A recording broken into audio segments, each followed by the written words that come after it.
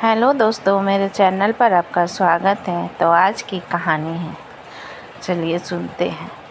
मैं हूँ सुशीला, छोटे से शहर के एक लोअर मिडिल क्लास परिवार की बेटी। मेरे पिताजी ने मुश्किल से हम 3 बहनों को बड़ा किया है। फिर परिवार पर दबाव होता है समाज का, शादी का, तो पिताजी ने मेरी शादी करवा दी।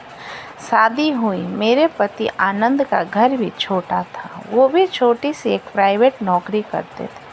वो ट्रक ड्राइवर थे। माल लाने ले जाने में अक्सर वो दूर दूर जाते थे। 2-3 दिन तक घर से बाहर ही रहते थे। आनंद के माता पिता और एक बड़ी बहन थी। बड़ी बहन की शादी तो हो गई थी, लेकिन कुछ मनमुटाव के चलते वो अभी हमारे साथ ही रहती है। सही बात तो मुझे नहीं बताई, लेकिन मैंने ज़्यादा पूछा भी नहीं। मैं अक्सर घर में रहकर घर का काम करती थी। इतना मुश्किल नहीं था, क्योंकि काम तो मैं मेरे घर पर भी किया करती थी। पति भी अच्छा है। मुझे लगा कि अब इस घर से मेरा भाग्य जुड़ गया है। लेकिन मैंने जो सोचा वो नहीं हुआ। शादी के ठीक 6 महीने बाद ही मेरे पति का एक्सीडेंट हो गया। जैसे ही यह खबर आई, मैं बेसुध होकर ज़मीन पर गिर पड़ी, और जब मैं होश आई तब तक सब हो चुका था। जो आप सोचते हो वैसा कभी होता नहीं। परिवार में एक ही बेटा, और वो भी चल बसा, तो सोचा उस परिवार का क्या हो रहा होगा। मैं अभी भी उनके घर में थी, और जैसे कि होता है, ताने शुरू हो गए कि मैं इस घर के लिए शुभ नहीं रही। मेरी क्या हालत है, मैं बता भी नहीं सकती। आंसू रुकने का नाम नहीं लेते हैं। कुछ समय के बाद घर में खाने की समस्या होने लगी। उनके पिताजी की पेंशन से इतना नहीं हो पाता था। वो मुझे मेरे पियर वापस भेज दिया गया। मेरे माता पिता भी अब बहुत परेशान थे। एक बार मेरी शादी के बाद वो अब छोटी बहन की शादी के लिए रिश्ता ढूंढ रहे थे, लेकिन अब घर में वापस मेरी शादी की बात होने लगी। मेरी दूसरी शादी की। मेरे मन में सवाल कई आए कि क्यों अब मुझे शादी करना है। क्या मैं अकेले नहीं रह सकती? आखिर क्यों मेरे माता पिता मेरे फिर से शादी कराने की बात कर रहे हैं?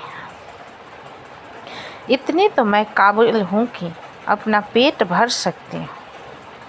यह बात मैंने मेरी माँ से की तो वो बोली, बेटा, हम और तेरे पापा कितने दिन के हैं, हमें तुझ पर तो पूरा भरोसा है, पर बेटा दुनिया का क्या करें।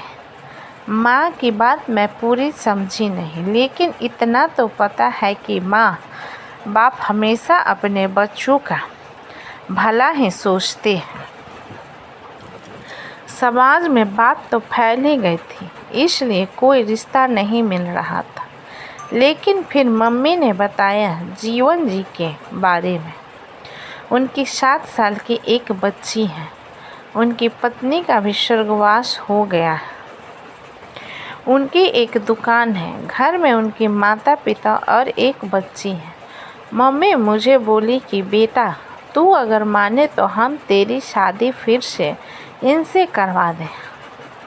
मुझे पता चल गया था कि मम्मी पापा नहीं मानेंगे, इसलिए मैंने हामी भर दी। फिर एक बार मैंने शादी कर ली।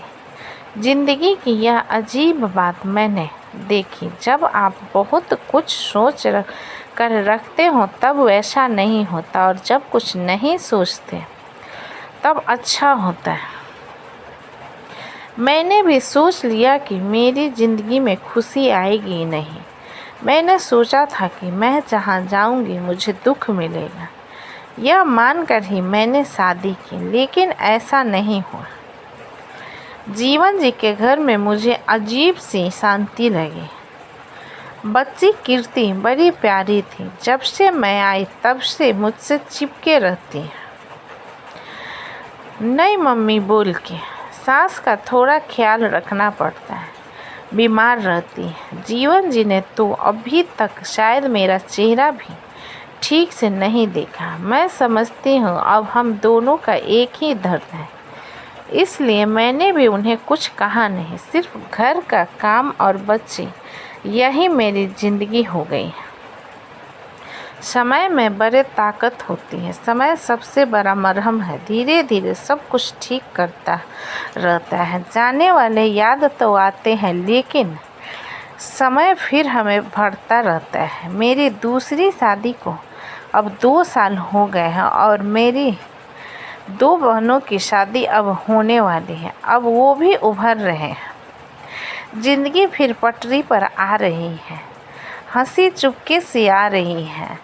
जो होना होता है उस पर हमारा कोई जोर नहीं होता है, पर उस समय अपने आप को संभालना बहुत ज़रूरी होता है। आप बस आगे बढ़िए, ज़िंदगी और मौके देती है खुश रहने की। अभी इस समय बुरा हो तो सब कुछ खत्म, ऐसा ना सोचिए। पन्ना पलटिए और आगे देखते जाइए, कुछ अच्छा होगा। तो दोस्तों, कहानी कैसी लगी मुझे कमेंट में लिखिए। अच्छी लगी है तो प्लीज़ चैनल को लाइक करें, सब्सक्राइब करें एंड शेयर करें। कहानी अच्छी लगी है तो प्लीज़ चैनल को सब्सक्राइब करें, हमें अपना सपोर्ट करें। अपना कीमती समय देने के लिए धन्यवाद।